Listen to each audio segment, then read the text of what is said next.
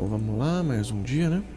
Inspirai, Senhor, as nossas ações e ajudai-nos a realizá-las, para que em vós comece e para vós termine tudo aquilo que fizermos. Por Cristo, Senhor nosso. Amém. Ave Maria, cheia de graça, o Senhor é convosco. Bendita sois vós entre as mulheres, e bendito é o fruto de vosso ventre, Jesus. Santa Maria, Mãe de Deus, rogai por nós, pecadores, agora e na hora de nossa morte. Amém. Muito bem. Cara, é só uma coisa assim, né? Acho que eu... não queria falar nada hoje não, mas olha... Não, porque tinha um pessoal no Twitter, né? Que, assim, eu já chamo esse pessoal aí, né, de os profetas do Twitter, né? São os profetas do Twitter, né? Eles falam assim, olha... Engraçado que assim, né? O pessoal é tão incauto, né? Que não sabe nem contar direito, né? Eles vêm assim e falam, olha... este Papa, este próximo Papa... Primeiro que eles falam assim, vai ser o Papa Negro. E esse Papa aí é bom, mas ele vai ser mal porque ele é negro, né? Já fica uma coisa assim meio estranha, né? Já fica uma coisa assim, tipo, não pode um Papa ser negro. Já fica assim uma questão esquisita, né? Fala assim, não, ele vai ser diferente porque ele vai ser negro, né? Uma coisa assim esquisita.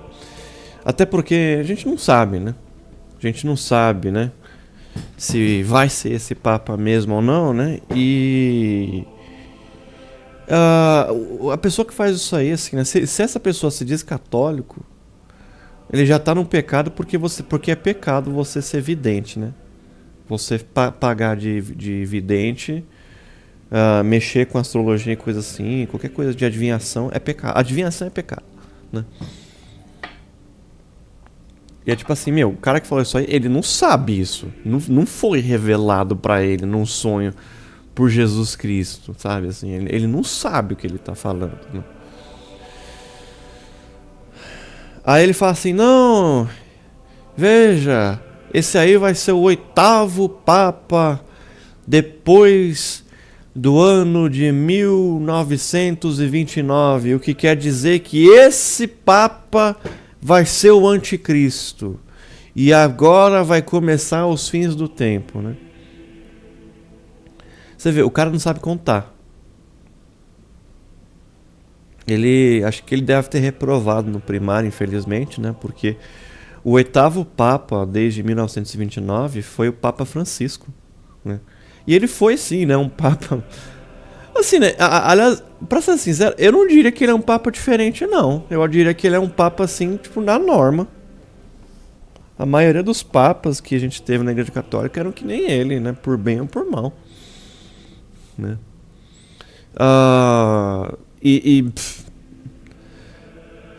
Né? Mas assim, sabe? O ponto é, né? Estão querendo vender assim, né? Olha, eu sei, ó, não foi revelado, assim, nem Jesus Cristo revelou para os apóstolos quando que ia ser o fim dos tempos. Mas pra mim, fulano ciclano do Twitter, pra mim foi revelado. Eu sei quando vai acontecer, eu sou o profeta do Apocalipse. Gente, bloqueia. Papo reto, bloqueia. Só bloqueia. Bloqueia e nunca fala com essas pessoas. Vá de retro, Satanás, não conheço. Satanás, né? Sem o S, né? Afasta-te de mim, Satanás, não conheço. Sabe? Meu, o cara... Assim, essas pessoas aí...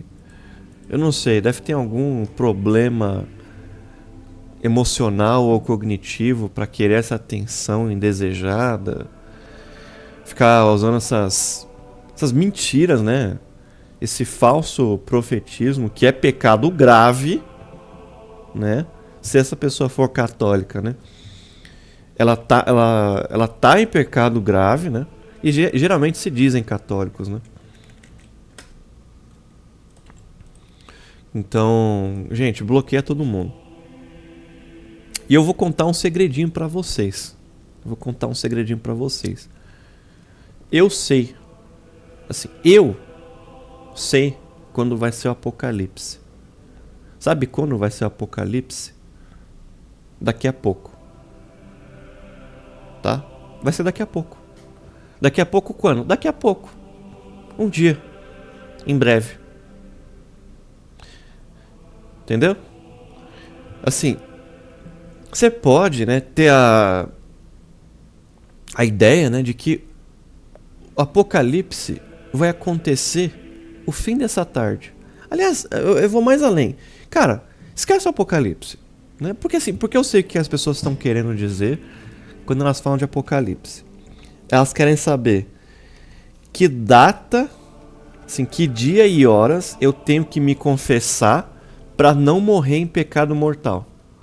Quer dizer, o infeliz vai viver uma vida de prazeres e sacanagem, mas quando chegar a data e a hora do apocalipse, faltando 2 minutos para o apocalipse, ele vai se confessar e comungar. Não é isso? Então é melhor você pensar assim, todo dia você levantar da cama e falar assim, meu, porque aí eu pergunto, as pessoas, por acaso, as pessoas só morrem de apocalipse? As pessoas não só morrem de apocalipse, as pessoas também morrem de morte, né? A morte, às vezes, ela também vem como um ladrão na surdina da noite. Pro Papa Francisco ontem, infelizmente, ela veio como um bandido na calada da noite, né? Anteontem eu dormi feliz, assim, né? Porque eu realizei os meus preceitos da quaresma, né? De rezar a Bíblia todo dia. No dia seguinte, eu acordei triste, porque o Papa morreu. Entendeu? Então, assim, a única certeza que a gente tem na vida é que a gente vai morrer. Sabe? Então, pensa assim, ó. Levanta pensando assim. Hoje eu acordei, mas amanhã talvez eu não desperte do meu sono. E por que você tem que pensar isso?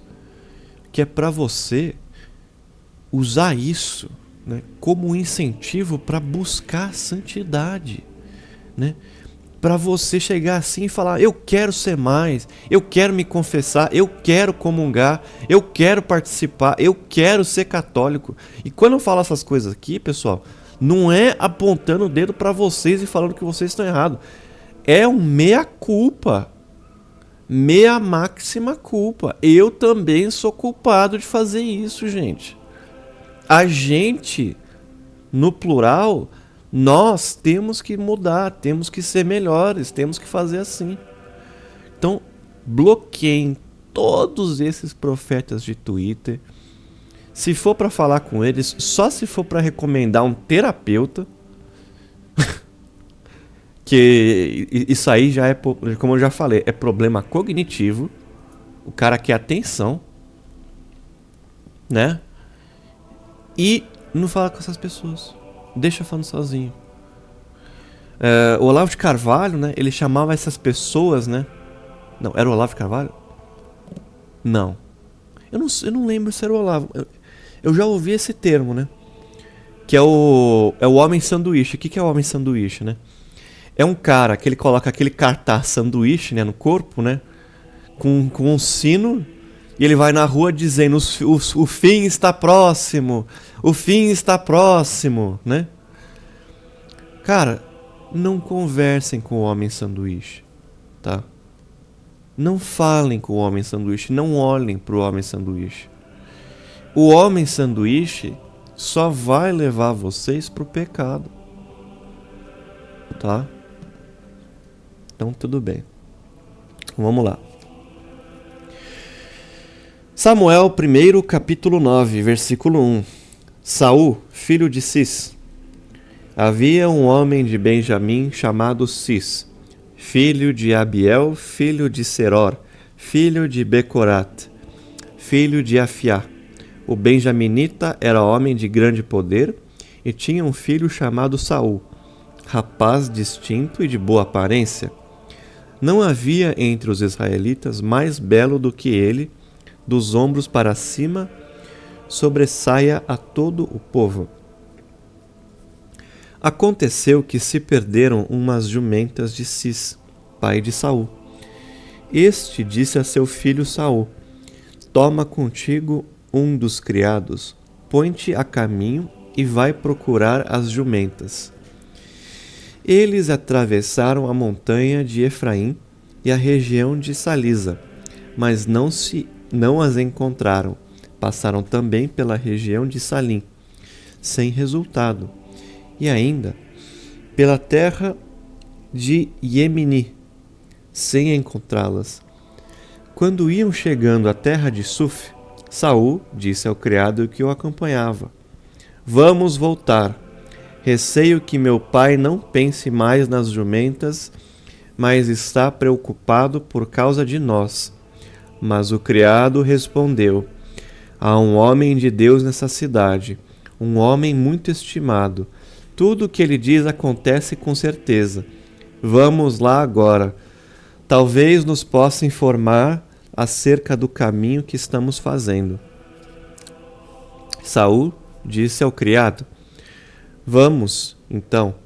Mas o que apresentaremos ao homem? O pão já se acabou no alforge, e nada temos para oferecer ao homem de Deus. Que mais temos? O criado respondeu outra vez: acho que tem um pouco de prata. Vamos dá-lo ao homem de Deus, para que nos informe acerca do nosso caminho.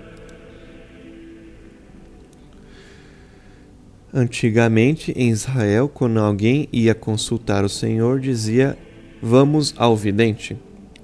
Pois ao que hoje se chama profeta, antigamente se chama vidente. Então, uma vírgula aqui, né? Não é um astrólogo, tá? É um profeta de Deus, tá? E não é um profeta de Twitter. Saul disse ao criado: falaste bem. Vamos.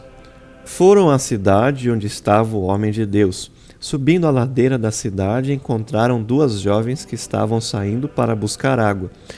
E perguntaram-lhes: há um vidente aqui? Sim, responderam, bem na tua frente. Apressa-te.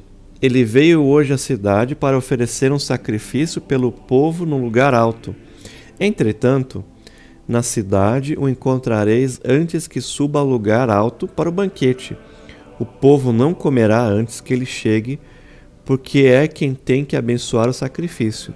Só depois comem os convidados. Subi já, logo o achareis. Então, Samuel 1, capítulo 9, versículo 14.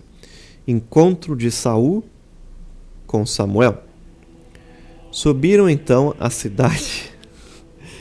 Você veio me dar beijinho? Bebijão, você veio dar beijinho em mim, né? Ai, que bonitinho. Subiram então à cidade. Quando iam entrando na cidade, apareceu Samuel, saindo em direção a eles para subir ao lugar alto. Ora, um dia antes da chegada de Saul, o Senhor havia se manifestado a Samuel.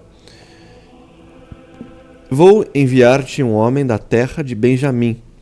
Unge-o como príncipe do meu povo Israel. Ele salvará o meu povo da mão dos filisteus, pois voltei meus olhos para o meu povo, porque seu clamor chegou até mim. Quando Samuel avisou Saul, o Senhor lhe disse: este é o homem de quem te falei, ele governará o meu povo. Saul aproximou-se de Samuel dentro da porta da cidade e lhe disse: mostra-me, por favor, onde fica a casa do vidente. Samuel respondeu-lhe: sou eu mesmo o vidente, sobre a minha frente ao lugar alto. Hoje comereis comigo, e amanhã mais cedo te deixarei partir. Eu vou te revelar tudo o que teu coração quer saber. Quanto às jumentas, não perdeste há 3 dias?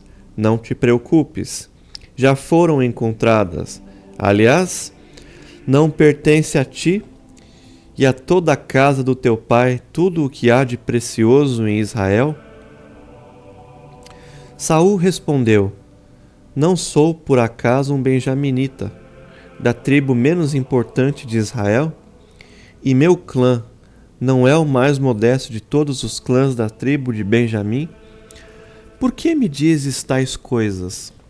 Samuel tomou consigo e o criado introduziu-os na sala e deu-lhes o primeiro lugar entre os convidados, uns 30 homens. Samuel disse ao cozinheiro: Serve aquela poção que te dei com a ordem de pô-la à parte. Então o cozinheiro trouxe a coxa posterior e a pôs diante de Saul, e Samuel comentou: Eis o que ficou guardado. Põe diante de ti e come, porque foi guardado de propósito para ti, quando convidei o povo. Assim, Saul comeu à mesa de Samuel naquele dia. Samuel 1, capítulo 9, versículo 26. Saul, ungido príncipe por Samuel. Levantaram-se bem cedo ao raiar do dia, e Samuel chamou Saul ao terraço, dizendo: Levanta-te, vou me despedir de ti. Saul levantou-se, e ambos, Samuel e ele, saíram, tendo descido até os limites da cidade. Samuel disse a Saul: Ordena ao criado que vá à nossa frente. Tu, porém, fica aqui um momento para que eu te dê a conhecer a palavra de Deus.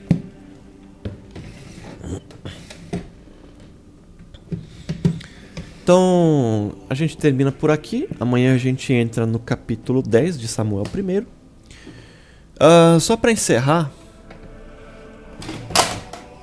acho que nada a ver com esse capítulo, né?